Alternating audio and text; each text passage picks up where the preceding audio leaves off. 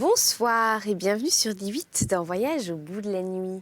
Je poursuis la lecture de La paysanne pervertie de Rétif de la Bretonne.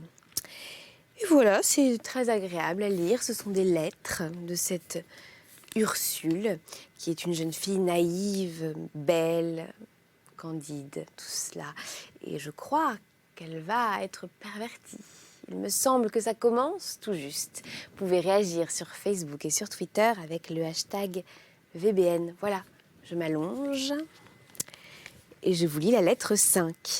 Ursule à Fanchon, sa belle-sœur. Elle commence à pénétrer bien des choses. Le 5 mars 1750. Je sais, chère petite sœur, que mon frère d'ici écrit à ton mari. Et je profite de l'occasion qui est sûre pour qu'on te remette ma lettre en main propre et qu'elle ne soit vue que de qui tu voudras. Eh bien, ma chère Fanchon, ce que je sentais dans mon cœur, Edmond le sentait aussi. Et Manon était sa femme. Que nous ne nous en doutions pas plus ici que chez nous. Tout cela s'est fait par monsieur Godet, que tu connais, et cela s'est arrangé le plus singulièrement du monde. Heureusement que nos chers bons parents ont consenti à ratifier. Et ils ont bien fait pour éviter le scandale, car qu'aurait-on fait à mon frère d'ici? Beaucoup de peine. Madame Parangon, la plus aimable des femmes, a pris la chose on ne peut mieux. Mais que dirait Edmond s'il se doutait seulement combien elle verse des larmes dont elle me donne à moi, et peut-être à elle-même, une toute autre cause que celle que je sais? Car enfin, elle avait fait venir ici mademoiselle Fanchette, pour amuser mon frère d'une petite amourette, en attendant les grandes amours, et elle me disait à moi, mais bien en secret, « Fanchette est jeune, mais je la remplacerai quelques années par mes attentions pour son petit mari, et ensuite elle le charmera par elle-même. » C'est une grande bonté, mais je crois que la chère dame s'attacherait à Edmond plus qu'elle ne le voudrait, s'il n'y avait pas des empêchements. Aussi, on ne peut rien voir en garçon qui vaille notre Edmond. Pas même ici, de jour en jour, il devient plus aimable et le mariage ne lui a pas du tout nui. Cependant, je ne comprends rien à sa façon d'être et d'agir. Car il aime Madame Parangon, au point que souvent je l'en aurais cru amoureux, si cela avait été possible, après en avoir épousé une autre, tant il marquait d'émotion en la voyant. Mais son mariage m'en ôte toute idée. Et la réconciliation de Madame Parangon avec sa cousine, qu'il a faite ces jours-ci, me tranquillise au sujet de Madame Parangon, quoique, en vérité, je crois que je l'aurais excusée, si ce n'est pourtant l'offense de Dieu. Mais son mari, Dieu le bénisse, sans être laid, car il est bel homme au contraire. Il n'est guère aimable. Enfin, voilà notre Edmond marié. Sa femme est tous les jours avec nous, et en vérité, il n'y a que Madame Parangon qui soit plus aimable qu'elle. Ah, si tu voyais que de jolies petites mignardises elle me fait. J'en avais vu faire à Madame Parangon, mais ce n'était rien comparé à ce que je vois depuis que sa cousine est avec nous et qu'elle lui en fait.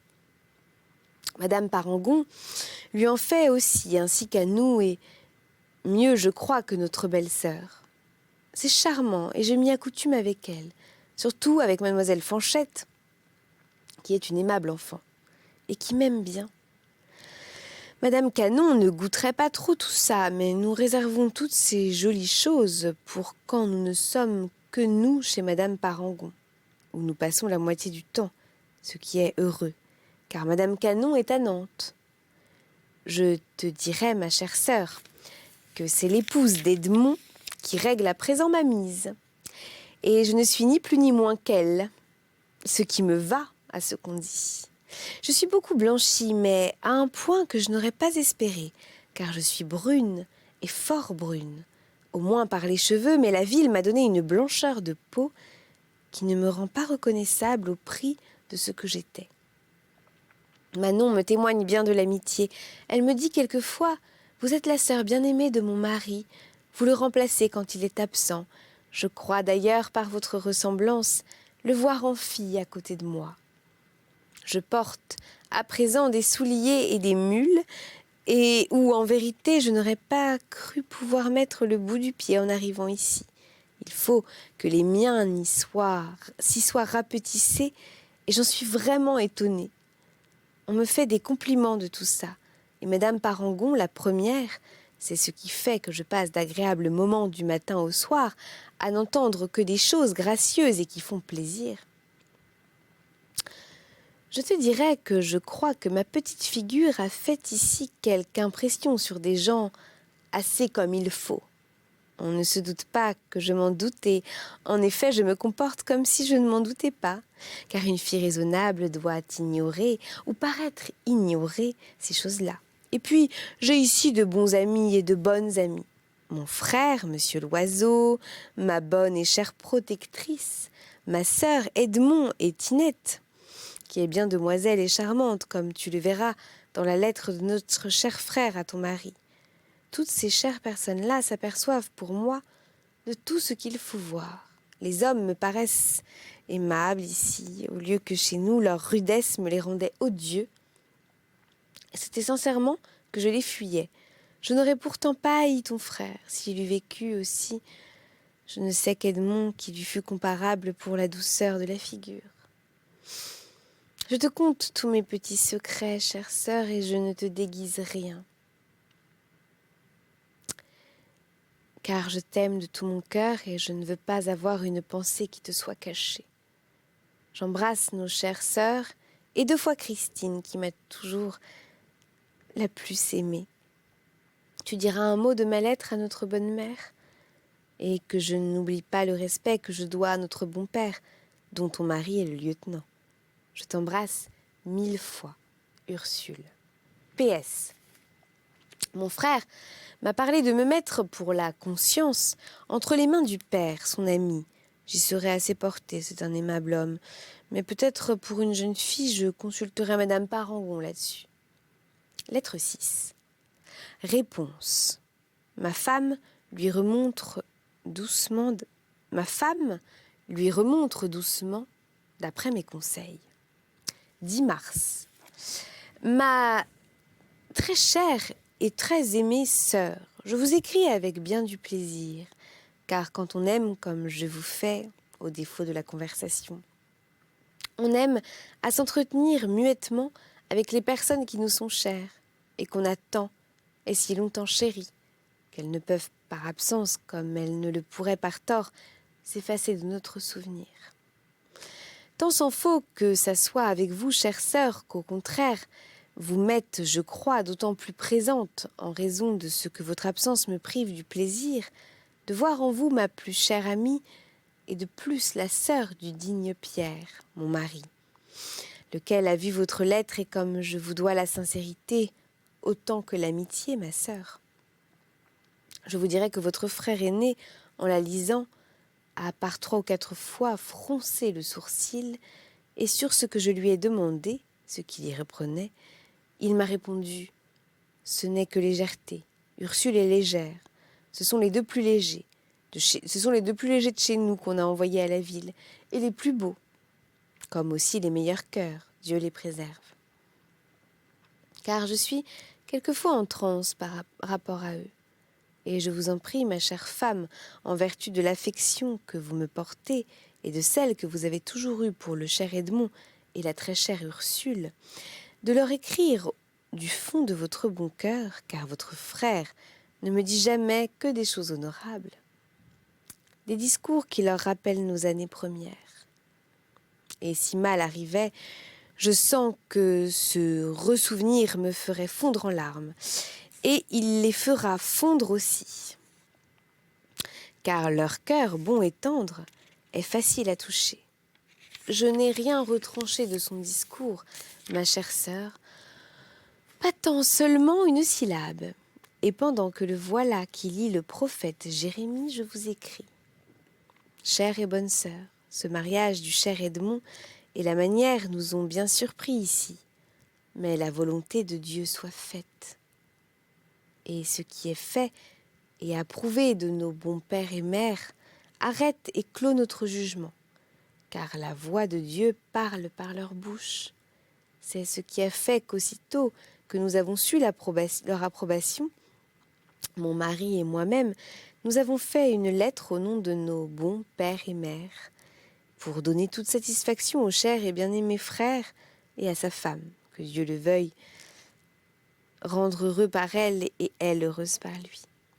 Et les rendre heureux et les inviter à venir passer ici les fêtes de Pâques et quelque temps avec, et je vous puis assurer que je marquerai à la femme du cher frère tous les sentiments d'une bonne sœur, et tels que je les dois à la femme d'Edmond.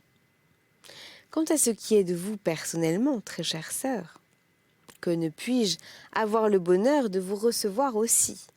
En bonne vérité, si quand vous arrivez, je vous trouve un petit air émerillonné, comme quand vous êtes ici revenu avec nous, vous n'avez pas si tôt passé 2 jours dans cette maison paternelle que vous reprenez votre air de bonté naïve qui vous va si bien et vous rend si jolie que ce n'est rien de le dire, il faut le voir. Oh, ma chère sœur, je ne sais pas si vous gagnez à la blancheur de la ville, mais je sais bien qu'ici, avec votre œil modeste, votre grande paupière baissée, votre parler doux et timide, votre action retenue, votre marche posée, et pourtant si gracieuse et si vive, vous étiez et êtes encore un des plus agréables objets que le bon Dieu ait mis sur la terre, pour donner à ceux qui vous voient une idée de la gentillesse et de la beauté de ces créatures. Vous ressouvenez-vous, chère sœur, de ce jour que nous étions 4 de vos autres sœurs, vous et moi, sur le chemin de Vermenton, nous en revenant de la vigne du Vaurénin, et que nous fûmes rencontrés par ce bon vieillard de 100 ans qui avait connu votre bon père tout petit garçon. Il ne nous connaissait pas. Et pourtant, il s'arrêta pour nous regarder toutes et il dit « Je ne sais pas, mais il me semble que ces traits-là de visage ne me sont pas étrangers, et si pourtant je ne les ai jamais vus. Mais je me rappelle de pareils qui florissaient il y a 60 ans dans Magdelon, la plus séante et la meilleure, comme la plus jolie des filles de Nitrie. Et c'était votre bonne tante aînée de votre père. Je gagerais que voilà sa nièce, vous montrant. Ah, que vous avez de gentillesse aimable et revenante fille, et je crois bien que vous avez l'âme de celle que vous présentez, qui était si bonne, si douce, si pieuse, si parfaite en modestie et retenue, que le pasteur l'en a citée à l'honneur et gloire de Dieu et de ses parents. Oui, voilà sa modestie et son regard gracieusement baissé.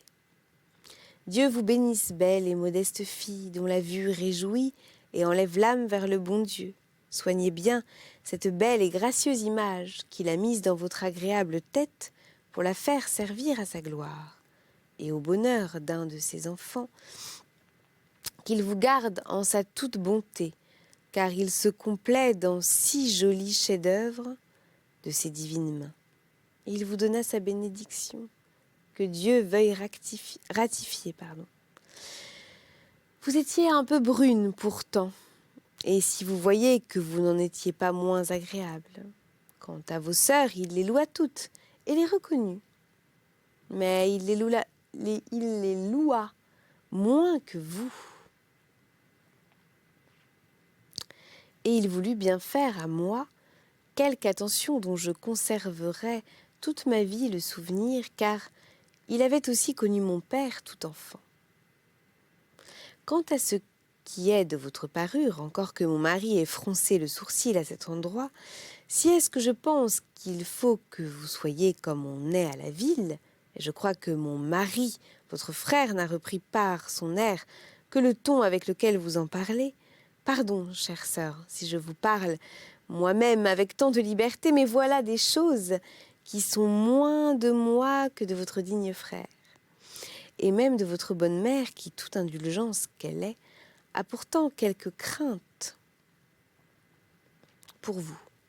Mais à tout prendre dans ce que vous m'écrivez, nos chers parents sont heureux de n'avoir que de si petits sujets de remontrance, et moi, à part, j'en félicite leur bon et tendre cœur. Quant à ce qui est des parties, C'est là le point important, et mon mari a encore froncé là le sourcil. Mais votre bonne mère en a tressauté d'aise, et elle m'a dit « Fanchon, ma chère fille est brue.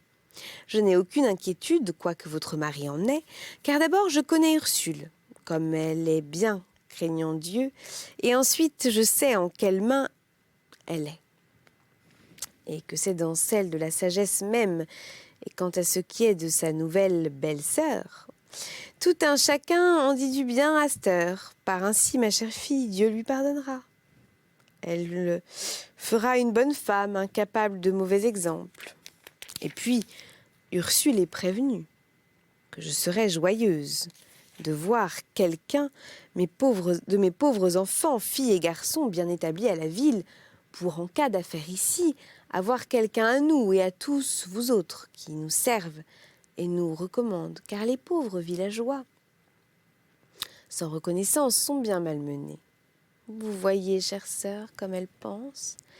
Et c'est d'après ces vues bien d'une bonne mère qu'il faut envisager tout établissement et toute inclination. En voilà bien, ma chère, et mes sœurs, et je ne veux pas finir en vous avec toi. Oui, ma très chère Ursule, que j'aime si tendrement. Je t'embrasse, et je te souhaite, outre mille et mille biens, le souvenir de ton attaché à jamais sans diminution. Fanchon Berthier, femme de Pierre. Lettre 7. La même à la même, c'est-à-dire Fanchon à Ursule. Fanchon lui raconte la réception de Manon à la maison paternelle. 19 avril. Je profite de l'occasion de la chère sœur Manon que voilà qui s'en retourne avec son mari, qu'il est venu chercher, comme tu sais, ma chère bonne amie Ursule, pour t'écrire quelques mots et te conter tout ce qui s'est passé ici à cette visite. Et d'abord, je te dirais, ma fille, qu'on est ici dans la joie, d'autant plus qu'on n'attendait pas cette visite sans quelque crainte, et même sans quelque répugnance. Mais il le fallait, et on aurait voulu en être quitte. Le premier jour, lorsque la sœur Manon arriva avec son mari, l'on était dans un remuement qui ressemblait à celui que cause la visite des gabeliers. Voilà Edmond qui entre et qui, de la porte, apercevant notre digne père, s'incline et qui relève les yeux avec crainte et comme, attendant un mot, ce mot est venu, « Mon fils, où est votre femme ?» Aussitôt Edmond s'est jeté sur la main de son père et l'a baisé. Puis notre bonne et excellente mère l'a embrassé, la larme à l'œil. Ensuite, toujours sans dire un mot que mon père et ma mère, il est allé chercher sa femme, que mon mari et moi recevions de notre mieux, et sans nous parler, il l'a menée par la main. Et dès qu'elle a été sur le seuil de la porte, avec cette grâce que tu lui sais, que sa rougeur et une petite honte augmentaient, notre respectable père n'a pu tenir à ça. Il est venu lui-même jusqu'à elle et elle s'est glissée à ses genoux, lui prenant et baisant la main. Mais le digne homme l'a bien vite relevée en lui disant « Asseyons-nous, ma fille !» Et notre bonne mère l'a embrassée. Et voilà que Manon a commencé à parler. C'était un charme que de l'entendre. Tous nos frères et sœurs, rangés debout autour d'elle, faisaient un rond. Et on l'écoutait avec admiration. Elle a dit 1000 respectueuses choses à notre père et à notre mère, touchant par ici, par là, quelque chose de sa faute, d'un air qui la faisait si bien excuser que j'ai vu l'heure où notre tout bon père allait lui demander pardon des idées qu'il avait eues, car il avait la larme à l'œil, ainsi que notre bonne mère. Et voilà que lui-même a commencé à lui dire des choses gracieuses et a appelé Edmond son fils avec plus de complaisance. Pardon. Sans pourtant le tutoyer. Et ce n'est que quand tout ça a été fait que la chère sœur Manon s'est mise à nous faire ses présents, commençant par notre honorable père, notre bonne mère, mon mari, moi et nos frères et sœurs, suivant le degré d'âge, et tout cela si bien et si heureusement choisi qu'il semblait que ce fût ce que chacun aurait désiré. Il est vrai qu'Edmond lui aura aidé à deviner. car il sait nos pensées comme nous-mêmes, et elle donnait ça avec une grâce et des paroles si obligeantes que notre honorable père, qui est toute sensibilité, n'a pu y tenir. Il s'est levé, et il a été cacher quelques vénérables larmes qui s'écoulaient de ses yeux en dépit de lui. Et il n'y a force de caresse qu'il n'ait ensuite faite à Edmond. Embrassé par le corps et causant ainsi avec lui, il est venu au milieu d'eux et a dit à son aîné: « Pierre, vous portez le nom de mon honorable père, et votre frère porte le mien. Mes fils, ceci vous prescrit la conduite à tenir. Pierre, aime ton frère en père, et toi, Edmond, sois mon image, et révère en lui et ton aîné, et le nom de ton père, et le nom de mon père, comme je révère la mémoire et le cher souvenir de ce digne homme. L'un de vous me retrace ma propre personne, mais l'autre me retrace celle de mon tant regretté père. Bénis soyez-vous, mes chers enfants, dont l'un ranime Pierre et dont l'autre ranimera Edmé un jour et fera qu'il y aura encore sur la terre l'image du meilleur des pères et du plus respectueux des fils. » Nous n'avions jamais entendu un pareil langage sortir de sa bouche, et nous étions tous attendris, même les plus jeunes, et jusqu'à Brigitte, qui ne s'attendrit pas aisément. Ensuite, on a dîné.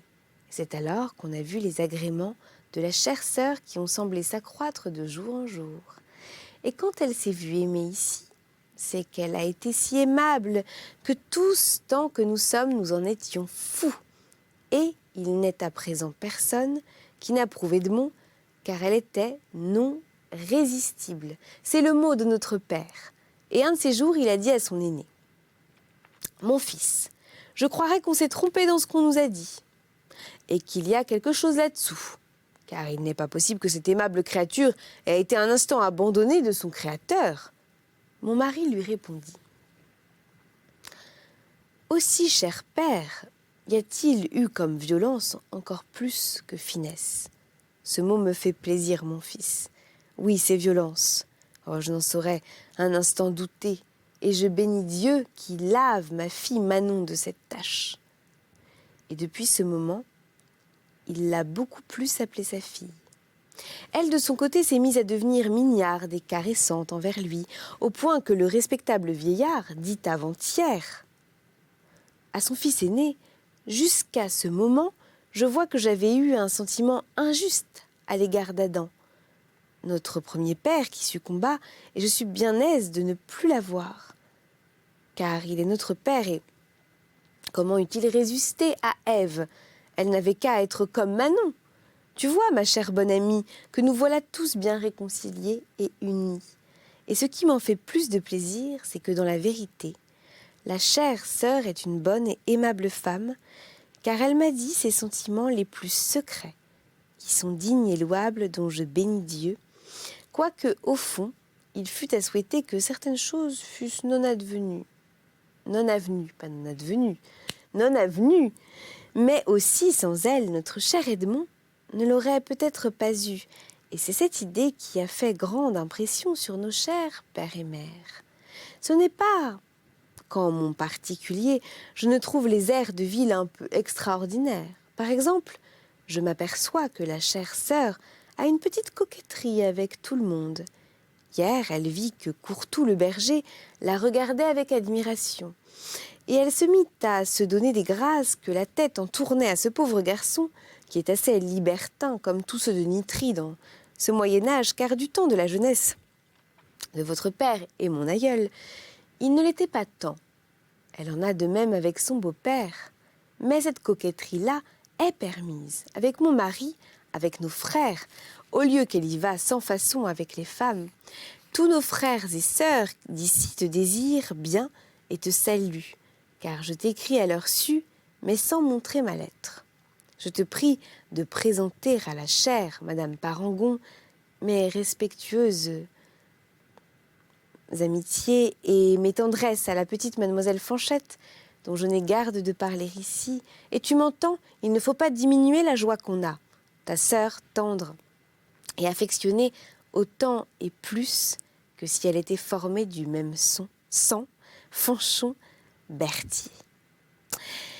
Et voilà, la paysanne pervertie de Rétif de la Bretonne. Écoutez, je vous souhaite une très belle nuit. Je vous embrasse très fort et à la prochaine fois.